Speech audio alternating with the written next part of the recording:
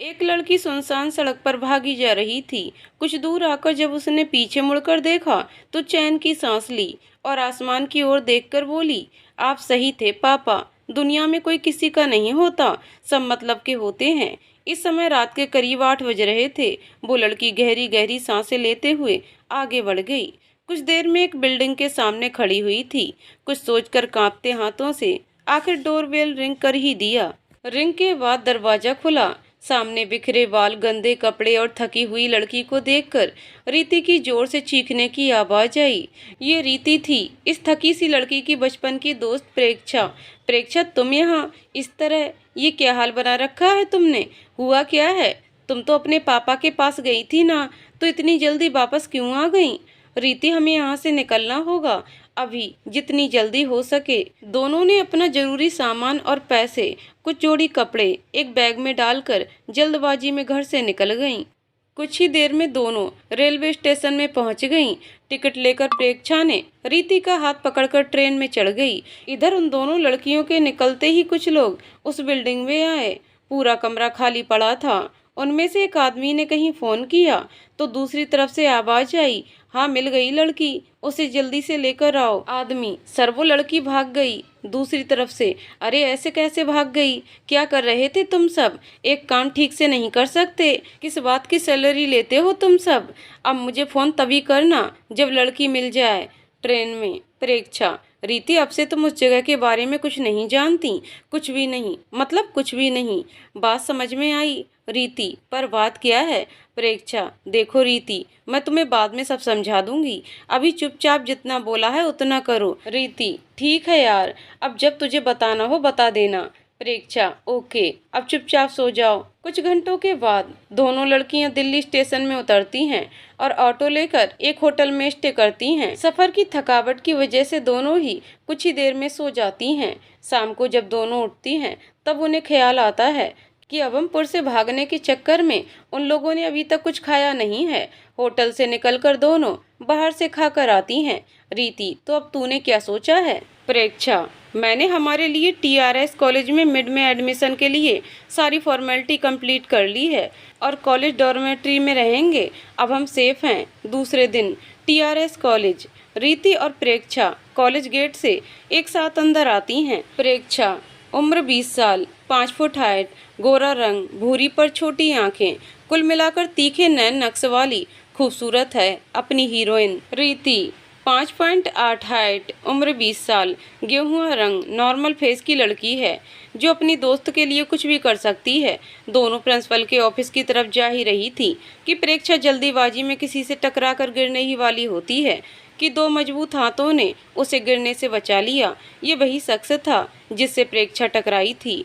उसने गुस्से से सर उठाकर सामने देखा तो एक पल को उसकी नज़र उस लड़के पर ठहर सी गई। लड़के की उम्र 24 के आसपास, हाइट 6 फुट, काली बड़ी आंखें, लंबी नाक और पतले होठ, सांवले रंग के साथ बहुत ही स्मार्ट लग रहा था। लड़का सबको अपनी तरफ अट्रैक्ट कर रहा था। प्रेक्षा ने उस लड़के से अपनी नज़र हटाई और संभालते हुए बोली, दिखाई नहीं देता क्या? गिरा दिया हमें। दूसरी तरफ से कोई आवाज नहीं आई तो प्रेक्षा ने नजरें उस लड़के की तरफ की तो पाया कि लड़का उसे बड़ी शिद्दत से देख रहा था। ओ हेलो, ओए पागल वागल हो क्या? गलती की और सॉरी भी नहीं बोला, मतलब हद है। कैसे कैसे लोग हैं दुनिया में, गूंगे हो क्या? तभी लड़के ने हल्के से अपनी तर्जनी प्रेक्षा के होठों पर रखते हुए बिल्कुल सर्द आवाज में बोला, चुप, बिल्कुल चुप, तब से सिर्फ सुनी तो रहा हूँ, जब बोलने दोगी तब तो बोलूँगा ना। उतना बोलकर लड़के ने अपना हाथ हटाया और बोला, सॉरी, बट गलती आपकी भी है, आपको भी देखकर चलना चाहिए था। इतना बोलकर वो लड़का मुस्कुराते हुए आगे बढ़ गया। लड़का आगे बढ़ा ही था कि पीछे से किसी ने उसे आवाज लगाई, अभ्युदय राणा। जी हाँ, हमारे हीरो का नाम अभ्युदय राणा है। अभ्युदय पीछे पलटकर, हाँ बोल, अब क्या हो गया तनय? तनय, तेरे डैड का कॉल आया था, तूने फिर घर जाने से मना कर दिया। क्यों करता है ये सब? तेरे अकेले के कुछ करने से सब बदल जाएगा क्या? अभ्युदय, पहली बात वहाँ इंसान नहीं रहते और दूसरी बात मुझे नहीं पता मेरे अकेले के करने से कुछ बदलेगा या नहीं, लेकिन बदलाव की शुरुआत कोई एक ही करता है। इतना बोल अभ्युदय अपने बाल में हाथ फेरते हुए आगे बढ़ गया।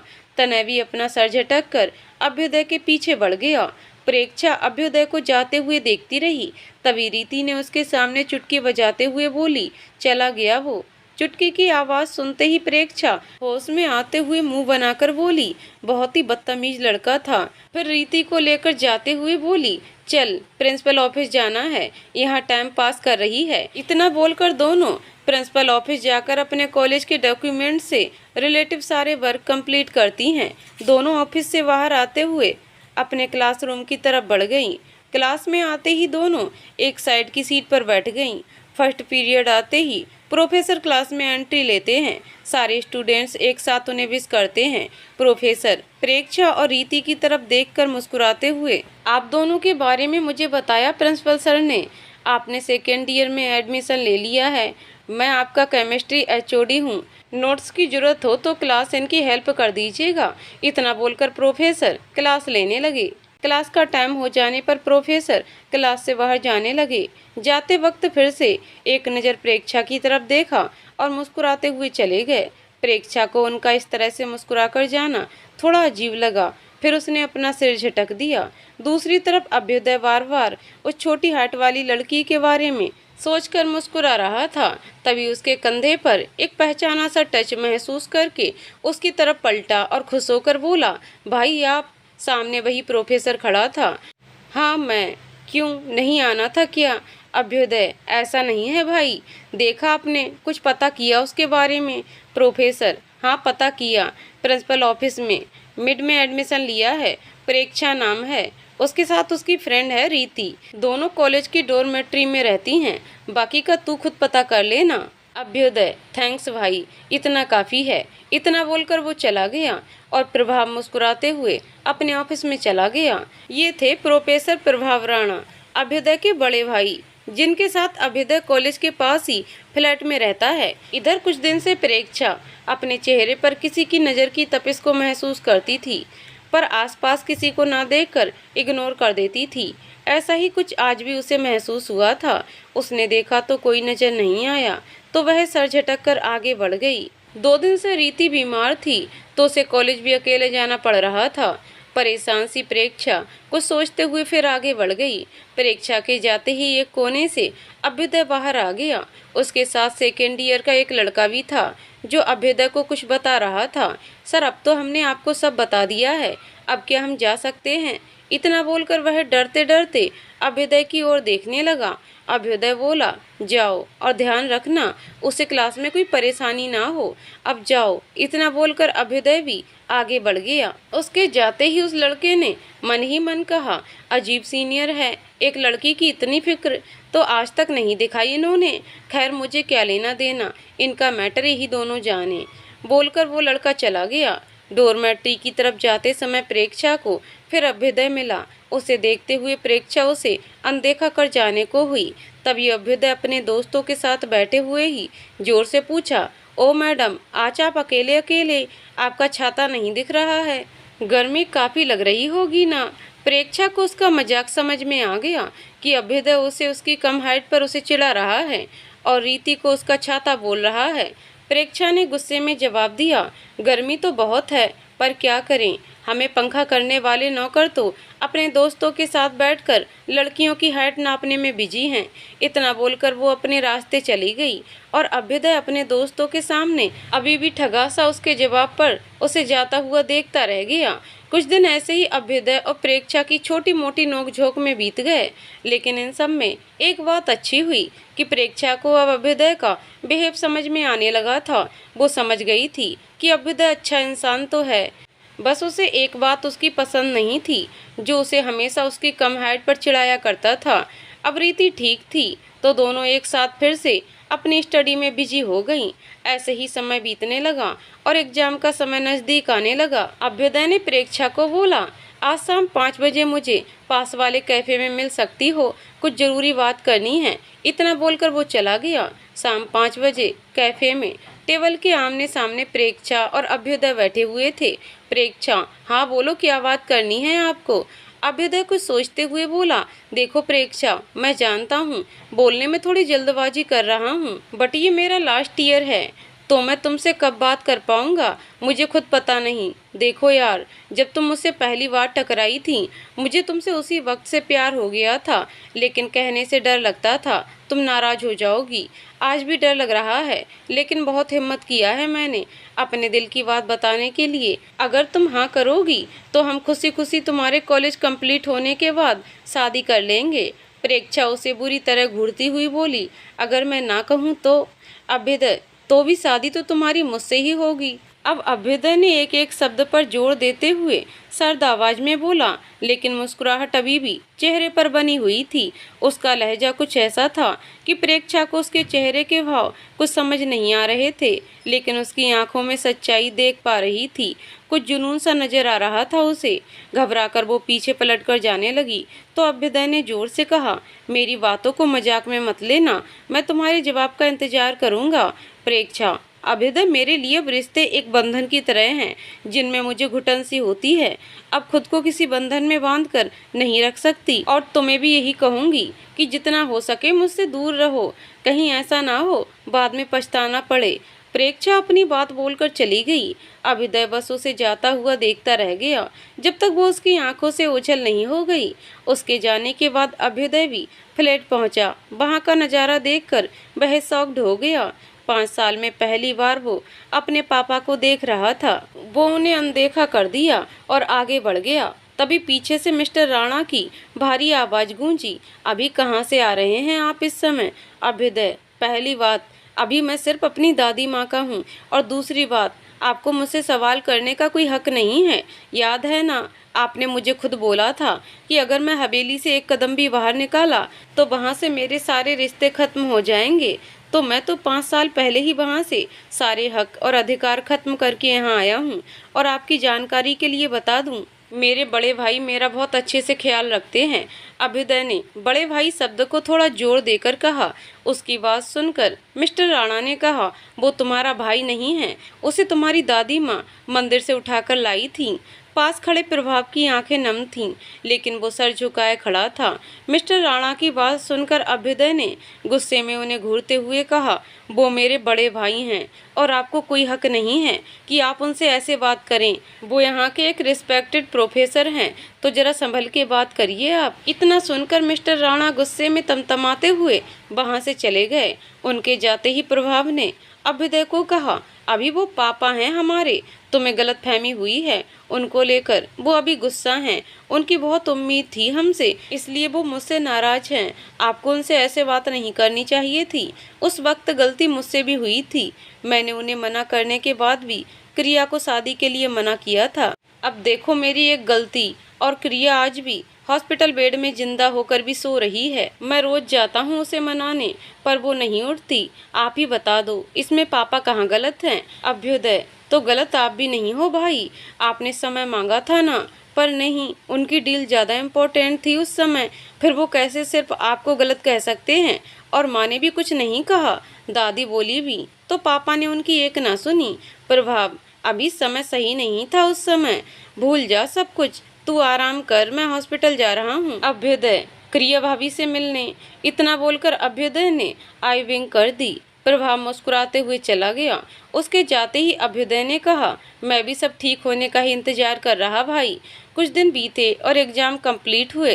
परीक्षा फाइनल ईयर में आ गई थी। अभ्युदय अपनी कंपटीशन में लग गया, पर परीक्षा से लगभग रोज ही मिलता था। एक दिन ऐसे ही परीक्षा क्लास से बाहर आ ही रही थी कि जल्दबाजी में किसी से बुरी तरह टकरा गई। उसने डर से अपनी आंखें बंद कर लीं। कुछ देर तक जब उसे कोई दर्द का एहसास नहीं हुआ तो उसने अपनी आंखों को हौले से खोलकर देखा। परीक्षा उन काली आंखों को देखकर कहीं खो सी गई। परीक्षा अभ्युदय की मजबूत बाहों में झूली हुई थी। सामने से आती रीति की नज़र जब उन दोनों पर पड़ी तो वो मुस्कुराते हुए उन दोनों के पास आकर ऐसे ही एक पिक ले ली।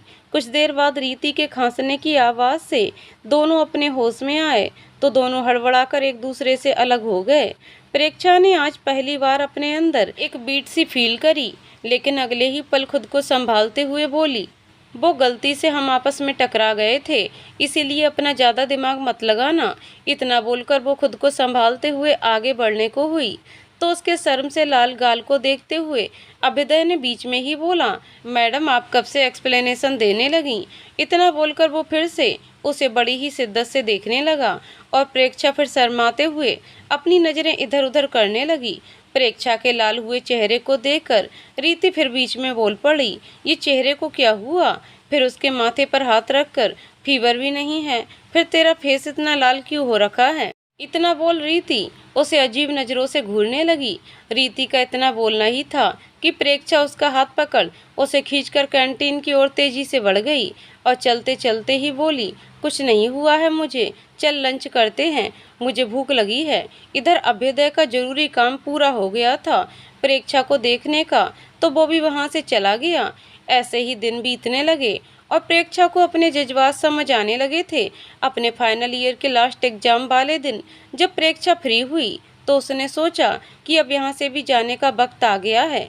अब उसे लाइफ में आगे बढ़ने के लिए जॉब तो करना ही होगा। रात को उसने रीति से बात बताई तो रीति बोली, यार अभ्युदय का क्या, मुझे पता है तू भी उसे बहुत पसंद करती है, अपने दिल की बात उसे बता दे, बात मान ले मेरी, मैं तो यहीं रहूंगी, समझी तू। अब प्रेक्षा ने कुछ सोचा और बोली, चल सो जा, मुझे नींद आ रही है। इतना बोलकर वो बिस्तर पर आ गई। रात के करीब 2 बजे प्रेक्षा उठी और जाकर रीति को देखा। सोते वक्त भी उसके चेहरे पर प्यारी सी मुस्कान थी।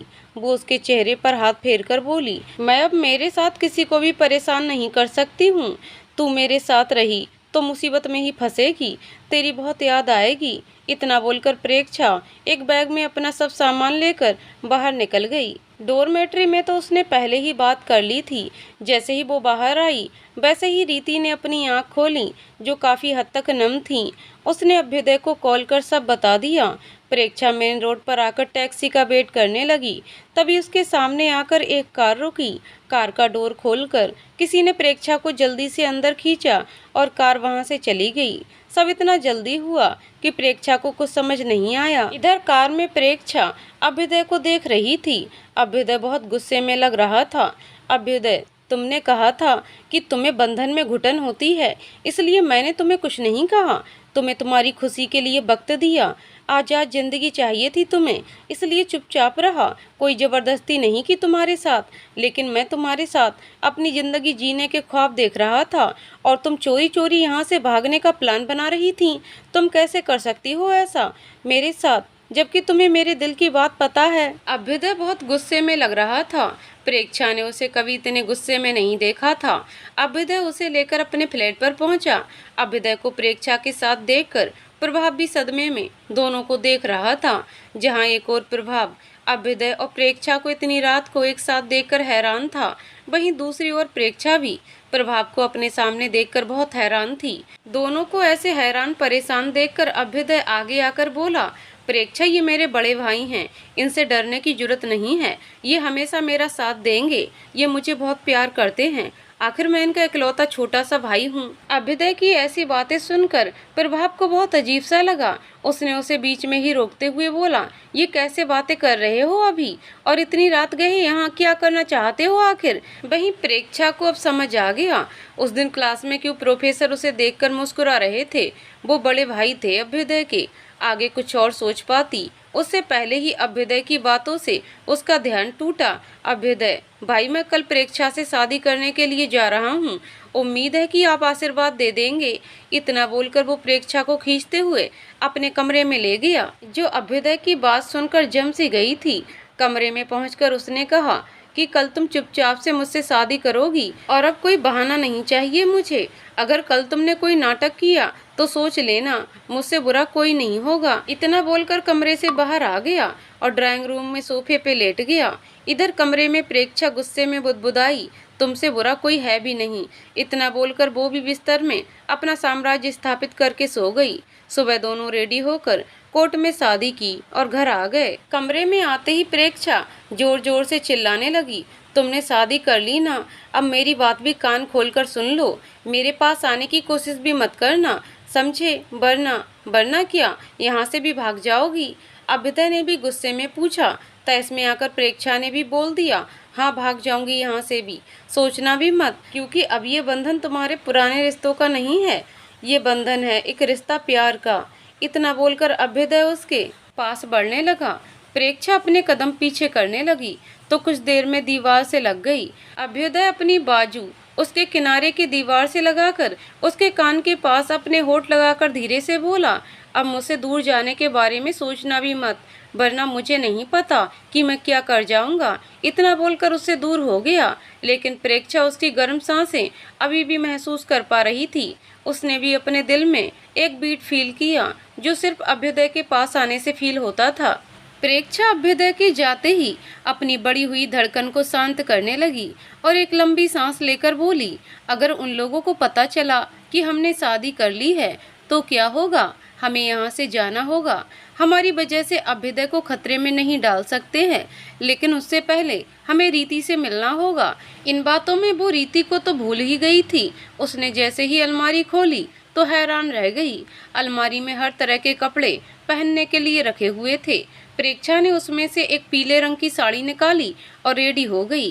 तैयार होकर प्रेक्षा जैसे ही नीचे आई, अभ्युदय और प्रभाव उसी का इंतजार कर रहे थे। उसे देखकर अभ्युदय की नजरें उस पे थमसी गईं। पीले रंग की साड़ी, हाथ में भरी पीली चूड़ियां, मांग में सिंदूर और झांझर भरे पैरों से छन छन की आवाज के साथ वो नीचे आ रही थी।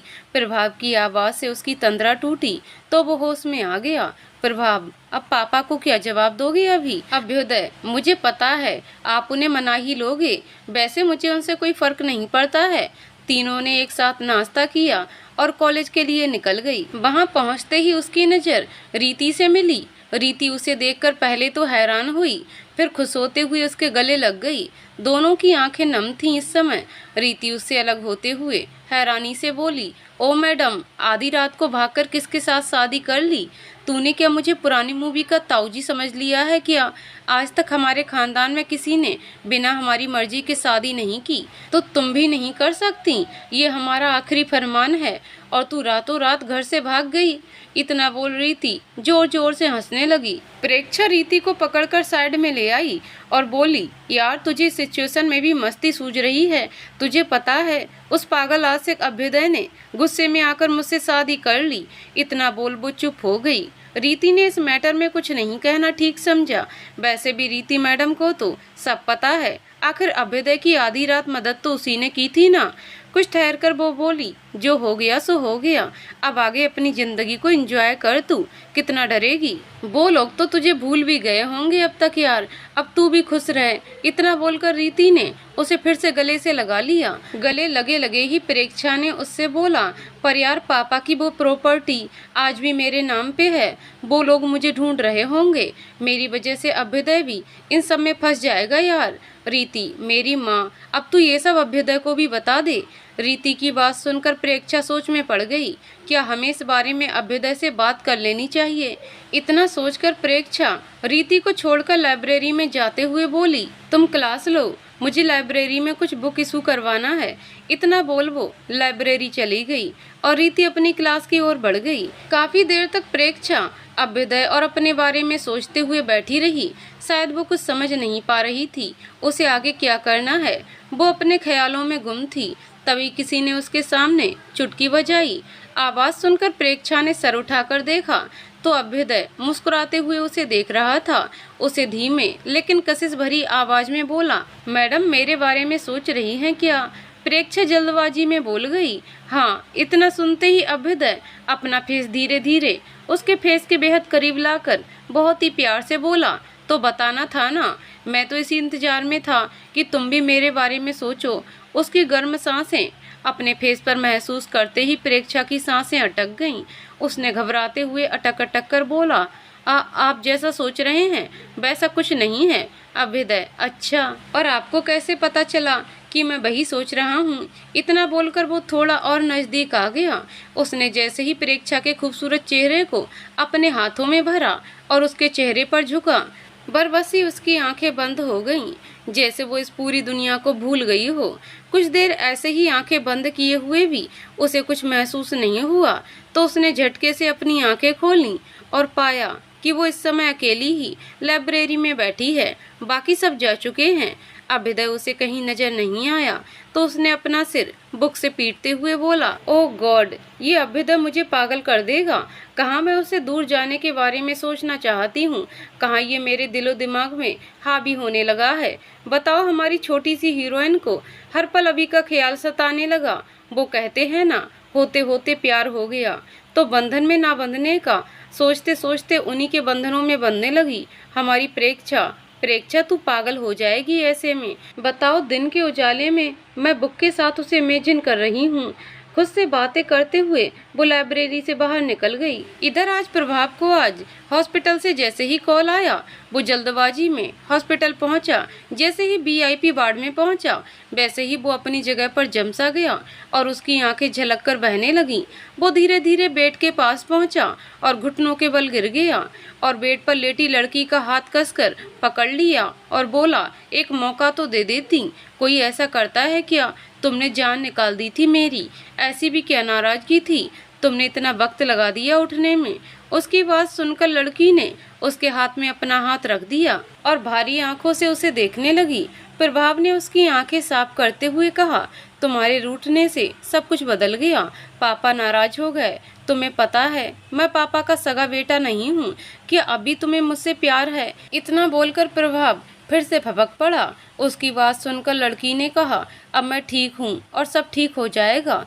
मेरे लिए आप हमेशा से ही मेरी जिंदगी थे, हैं और रहेंगे। इतना बोलकर उसने बाहें फैला दी और प्रभाव उसके गले लग गया। एक बार फिर से रो पड़ा। इधर रीति प्रेक्षा के पास आकर उसे गुस्से में घूर रही थी।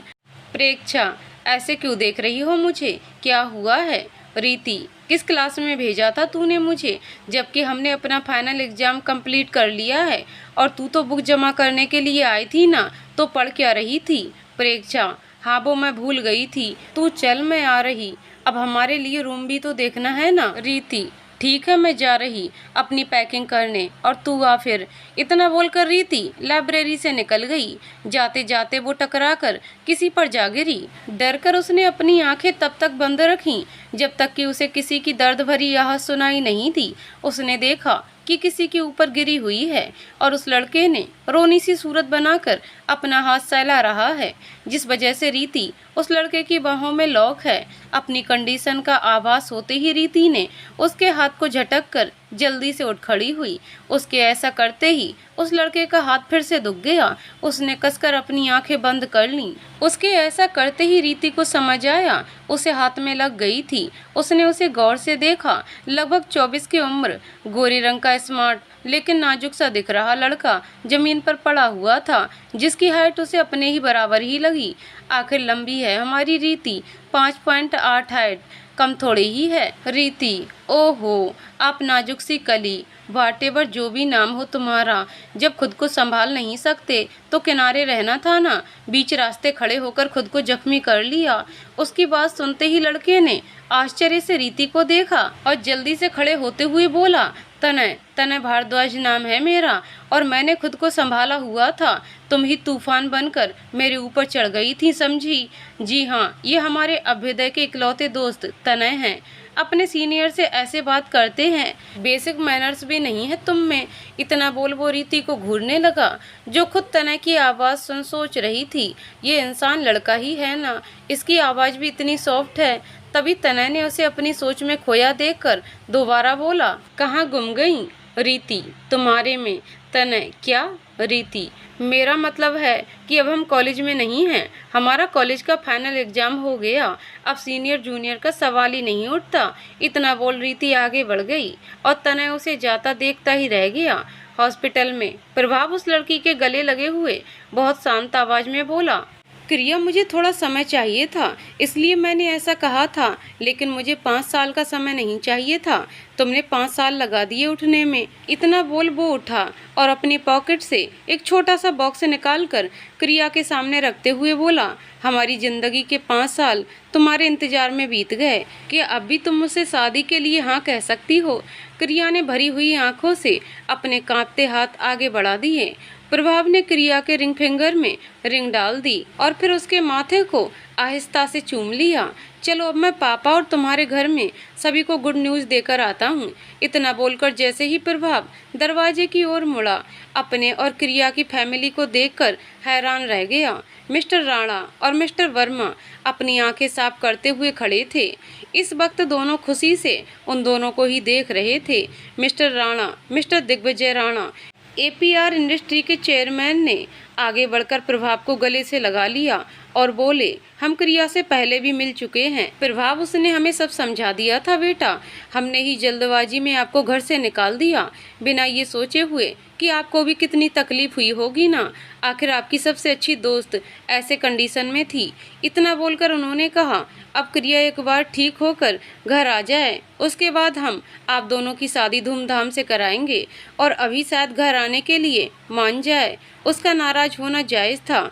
आखिर हमने उसके बड़े भाई को बिना किसी गलती के सजा सुनाई थी। अब क्रिया रेस्ट कर रही थी और बाकी सब लोग हॉस्पिटल से अपने घर निकल गए थे। प्रभाव मिस्टर राणा से कुछ बात कर फ्लैट की ओर चला गया। अभ्युदय ने जब प्रभाव से सारी बातें सुनी तो खुशी से उसके गले लग गया और बोला, फाइनली अब सब ठीक हो गया। मैं आपके लिए बहुत खुश हूँ, लेकिन अभी मुझे आपका फ्लैट चाहिए। अभी मैं घर नहीं जाऊँगा, लेकिन आप सबसे मिलने आता रहूँगा। तब तक आप किसी को घर में मेरे और प्रेक्षा के बारे में नहीं बताएंगे। जाओ, अपने सामान लो और घर जाओ। मैं यहाँ आराम से रहूँगा। इतना बोल अभ्युदय सोफे पर फैल गया। प्रभाव ने एक नज़र उसे देखा और अपना सिर हिला दिया। अपना सामान लेकर प्रभाव घर की ओर निकल गया। एक हफ्ते बाद, रीति, यार तू एक हफ्ते से यहीं पड़ी है और तेरा वो प्यार करने वाला पति तुझे आवारा बैल की तरह मेरे किराए के रूम में चरने के लिए खुला क्यों छोड़ रखा है? क्या उसे मेरा रूम उसका खेत लग रहा है? प्रेक्षा उसके बगल में लेटी थी। जब उसने रीति की ऐसी बातें सुनी तो पास पड़ा कुशन उसकी ओर फेंक दिया। रीति किनारे हो गई और हंसते हुए बोली, मजाक था यार। वैसे मैंने हम दोनों के लिए जॉब के लिए एपीआर इंडस्ट्री में अप्लाई कर दिया है। तभी रीति का फोन बजा। उसने देखा अननोन नंबर से कॉल था। कुछ देर बात करके उसने फोन रखा और बोली, कल से हमें जॉब ज्वाइन करनी है यार, चल अब सो जाते हैं। इतना बोल रीति बेड में फैल गई और कुछ ही देर में उसे नींद आ गई। इधर दूसरी ओर अभ्युदय अपनी बालकनी में खुले आसमान में देखकर बोला, एक हफ्ते से तुम्हें नहीं देखा मैंने, कब आओगी मेरे पास? पापा ने भाई को घर में बुला लिया। अब घर में सब खुश होंगे।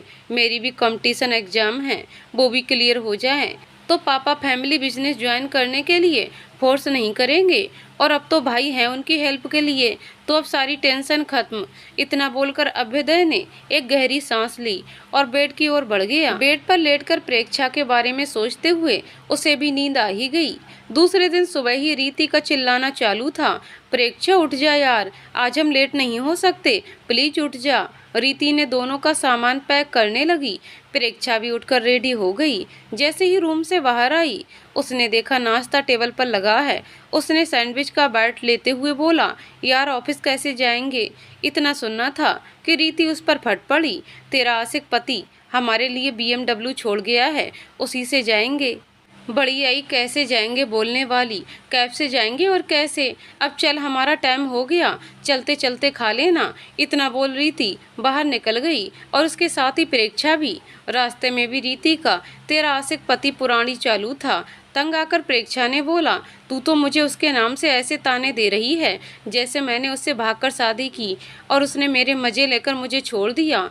तो तेरी जानकारी के लिए बता दूं, मैं मेरी मर्जी से यहाँ हूँ, समझी? तो अब चुप कर दे, नहीं तो किसी दिन ब्लास्ट हो जाएगी अपने ही गुस्से में। रीति, तुझे भूल गया है बहन, तूने भाग कर ही शादी की है, वो अलग बात है। तेरा आशिक पति अभी तक तुझे विदा कराने नहीं आया है, पर तुझे याद दिला दूं कि तू मुझे बिना बताए अपना सामान लेकर डोरमेट्री से भागी थी। उन दोनों की बातों से पूरे रास्ते ड्राइवर बेचारा परेशान हो रहा था। कुछ देर बाद ड्राइवर ने झटके से कैब रोक दी तो उन दोनों लड़कियों के झगड़े में विराम लगा। उन्होंने एक साथ बोला, क्या हुआ भैया, गाड़ी क्यों रोक दिया आपने? ड्राइवर, दीदी आपका एड्रेस आ गया, अब जल्दी से मेरे पैसे दो और नीचे जाकर बातें क्लियर करो कि ये दीदी घर से कब भागी थी अपने आशिक पति के साथ। इतना सुनकर रीति उसे पैसे देते हुए जोर जोर से हंसने लगी और प्रेक्षा ये बोलते हुए ऑफिस के अंदर चली गई कि अब अंदर आना है या रोड पे ही लौटने का मन है तेरा? दोनों ने आकर ऑफिस से पेपर लेकर अपनी डेस्क पे चली गईं। प्रेक्षा और रीति की डेस्क अलग डायरेक्शन में थी। रीति फर्स्ट फ्लोर में थी जबकि प्रेक्षा थर्ड फ्लोर में चली गई। रीति ने जैसे ही केबिन में पेपर रखा, उसे अपने सीट के सामने नेम प्लेट रखा दिखा। उसने उसे देखते हुए कहा, तनय भारद्वाज, नाम काफी अच्छा है लेकिन ये जाना पहचाना सा लग रहा है। तभी उसे पीछे से एक सॉफ्ट वॉइस सुनाई दी, क्योंकि मैं तुम्हारा सीनियर तनय भारद्वाज हूँ और यहाँ भी तुम्हारा सर ही हूँ। रीति जल्दी पीछे पलटी। तनय कुछ समझ पाता उससे पहले ही रीति सीधे तनय के ऊपर गिर चुकी थी। तनय इस बार रीति को देखकर उसमें खो सा गया। रीति का भी कुछ ऐसा ही हाल था। उसने थोड़ा कवर्ड होते हुए बोला, सॉरी। तनय, ठीक है पर तुम बहुत भारी हो। रीति, क्या? तनय, यार तुमने मुझे अपना बेड समझ रखा है क्या? जल्दी उठो, तुम बहुत भारी हो।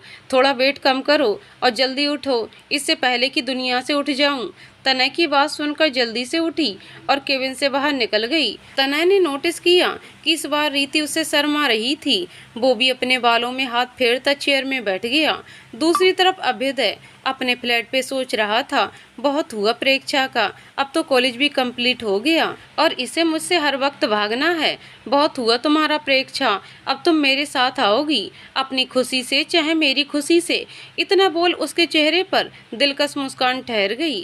शाम को जब प्रेक्षा अकेले रूम में आई, क्योंकि रीति ने बोला था उसे कुछ और काम है तो वो रूम लेट से आएगी, प्रेक्षा ने जैसे ही दरवाजा खोला हैरान रह गई। सामने सोफे पर अभ्युदय अपने एक पैर पे दूसरा पैर रखकर बैठा था। इस वक्त वो बिल्कुल किसी पेंटिंग की तरह लग रहा था। उसके बगल में एक बैग रखा था। प्रेक्षा उसके पास आते हुए बोली, तुम यहाँ क्या कर रहे हो? अभ्युदय, जैसा कि तुम देख रही हो तुम्हारा बैग भी है और मैं भी, मतलब मिसेज प्रेक्षा अभ्युदय राणा, अब आपको अपने घर चलना है तो बिना किसी नखरे के घर चलो। तुम मेरा टेस्ट ले रही हो क्या? तो अब बस बहुत हुआ, चुपचाप चलो, अब और बर्दाश्त नहीं कर सकता मैं। इतना बोलकर अभ्युदय प्रेक्षा को लेकर बाहर निकल आया और उसे पैसेंजर सीट पे बिठा दिया और बैग पीछे डालकर खुद ड्राइविंग सीट पे आ गया। कुछ देर में दोनों अभ्युदय के फ्लैट के बाहर खड़े थे। अभी भी अभ्युदय ने प्रेक्षा का हाथ पकड़ रखा था। पूरे रास्ते प्रेक्षा शांत रही। अभ्युदय ने सब इतना जल्दी में किया कि उसे समझ ही नहीं आया कि क्या हुआ है। उसे रिएक्शन करने का मौका ही नहीं मिला। वो कुछ सोच पाती उसके पहले ही वो फ्लैट के अंदर आ चुकी थी और अभ्युदय ने दरवाजे को लॉक कर दिया।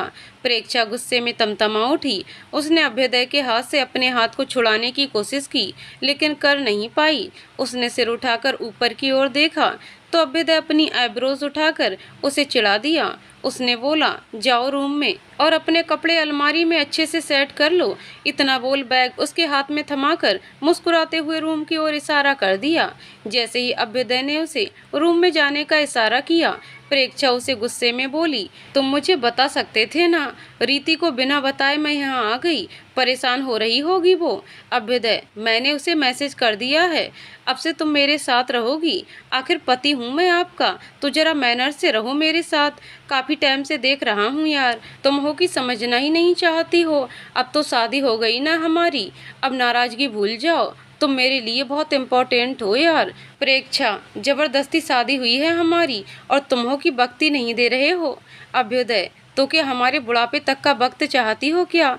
अगर ऐसा हुआ तो मेरे बच्चों वाले सपने का क्या होगा? प्रेक्षा, तुम्हारा कुछ ज़्यादा नहीं हो रहा? अभ्युदय, ज़्यादा तो तब होता जब हम अपने दोनों छोटे छोटे बच्चों को लेकर दादी माँ, भाई, भाभी और पापा से मिलने के लिए जाते और कहते, बच्चों इनसे मिलो, ये है आपका परिवार। इतना बोलकर अभ्युदय अपनी सोच में गुम मुस्कुरा रहा था, जैसे वो ये सब इमेजिन कर रहा हो। प्रेक्षा, वो सपनों के सौदागर, अपने इन हसीन सपनों की वादियों से बाहर आओ। पता नहीं क्या क्या सोच लेते हो, पागल वागल हो क्या? अभ्युदय, हाँ सिर्फ तुम्हारे लिए। प्रेक्षा, तुम्हारा कुछ नहीं हो सकता है, मैं जा रही रूम में। इतना बोल वो पैर पटकती हुई रूम में चली गई। उसके जाते ही अभ्युदय ने किसी को कॉल किया और सीरियस होते हुए बोला, जितनी इन्फॉर्मेशन मिली है उसे लेकर तुम कैफे हाउस में आधे घंटे बाद मिलो मुझसे। ध्यान रहे कोई किसी को इस बारे में पता नहीं चलना चाहिए। इतना बोल वो भी रूम में पहुंच गया। उसने एक नज़र प्रेक्षा की ओर देखा और बोला, डिनर तुम अपने हाथों से बनाकर रखना, मैं आता हूँ कुछ देर में। और हाँ, घर लॉक करके जा रहा हूँ। वो क्या है ना, हमारी लाइफ में भाग दौड़ बहुत है, तुम डोरमेट्री से भागी, फिर हमने भागकर शादी की, फिर तुम यहाँ से भागकर रीति के साथ रहने लगी, इसलिए मैं कोई रिस्क नहीं लेना चाहता। इतना बोल वो प्रेक्षा की तरफ आई विंग करते हुए बाहर चला गया और पीछे छोड़ गया हैरान परेशान सी प्रेक्षा को। प्रेक्षा अपने मन में, ये आजकल पागलों जैसी हरकतें क्यों कर रहे, खैर मुझे क्या। इतना बोल वो किचन की ओर बढ़ गई। रात के 10 बज रहे थे। अभ्युदय ने जैसे ही दरवाजा खोला, प्रेक्षा डाइनिंग टेबल पर उसका इंतजार करते हुए बैठी हुई थी। उसकी आंखें नींद से बोझिल थीं। अभ्युदय भी थका हुआ लग रहा था। दोनों ने साथ में चुपचाप डिनर किया और रूम में सोने चले गए। दोनों बेड का एक एक कोना पकड़कर सो गए। दोनों के पास झगड़ा करने की ताकत नहीं बची थी। सुबह से दोनों झगड़ा करते करते ही थक चुके थे, ऊपर काम का लोड अलग से। इन सब में ना अभ्युदय को पता था कि प्रेक्षा की जॉब उसकी कंपनी में लगी है, और न ही प्रेक्षा को पता था कि APR अभ्युदय के पापा की कंपनी है। ऐसे ही 1 महीने के बाद प्रेक्षा टीवी पर न्यूज़ देख रही थी कि तभी अभ्युदय आया। इस समय वो घर बहुत कम आता था। दिन भर फाइल के लिए स्टडी रूम में ही कुछ करता रहता था, फिर बाहर रहता था, रात को ही घर आता था। अभ्युदय ने बोला, प्रभात भाई की शादी होने वाली है कुछ दिनों बाद, तो क्या तुम चलोगी घर? मुझे लगता है कि घर पे बता देना चाहिए कि हमने शादी कर ली है। वैसे भी अब घर में सब ठीक हो गया है प्रेक्षा, पर मुझे नहीं लगता अभी मैं जा पाऊंगी। मेरी भी नई नई जॉब है और बॉस के बेटी की भी शादी है। उन्होंने हमें इनवाइट किया है और अभी मैं उन्हें नाराज़ नहीं कर सकती, इसलिए फैमिली को अभी कुछ मत बताओ। अभी वो इतना कह ही रही थी कि उसके कानों में न्यूज़ सुनाई दी। उसने जैसे ही टीवी पर नज़र डाली, उसकी आंखें फैल गईं। आगे की कहानी अगले वीडियो में। तो दोस्तों, आपको कहानी कैसी लगी कमेंट करके ज़रूर बताइएगा। कहानी पसंद आई हो तो वीडियो को लाइक शेयर करें और चैनल को सब्सक्राइब करें। कहानी को पूरा सुनने के लिए बहुत बहुत धन्यवाद दोस्तों।